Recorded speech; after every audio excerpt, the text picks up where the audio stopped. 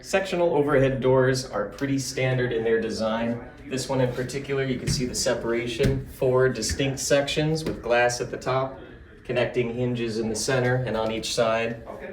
Each side contains a roller, which allows the door to move smoothly through the tracks. Down here at the bottom, you have a very important piece, the bottom bracket. This is under extreme tension by the cable that's attached to it. Under no circumstances should you take the screws from this bottom bracket. Moving up, you see the cable along the side, free from fraying or any sort of damage, all the way up to the top where it connects to the drum. That is what actually spins and spools up the cable that allows the door to be lifted. You see how it moves one panel at a time up through the radius, being lifted by those cables.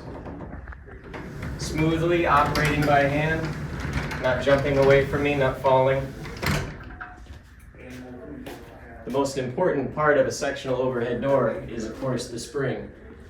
The spring provides all the lifting force for the door. If you see anything wrong with that spring, a break in the center or off of its connecting cones, your door will not open, not under any circumstances.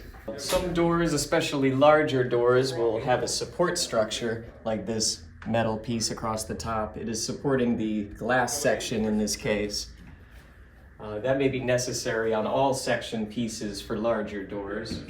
In addition to that structural support piece, there's this center structural support piece where the operator actually connects to the door. It is important to note the operator only automates the process of opening and closing, providing very little lifting force for the door. Again, the spring provides all the lifting force.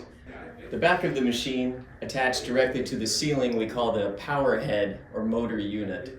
It's connected to this whole rail assembly with either a belt, a chain, or a screw that actually moves the drawbar arm along its travel to close or open the door. Connects securely to the header on the other side and the drawbar arm to the door here. Those 3 points in which it is connected. With the door in the right position, the operator should reconnect to it and happily move it down. Smooth, no jerking, no catching, no squeaking. Arriving at a gentle close.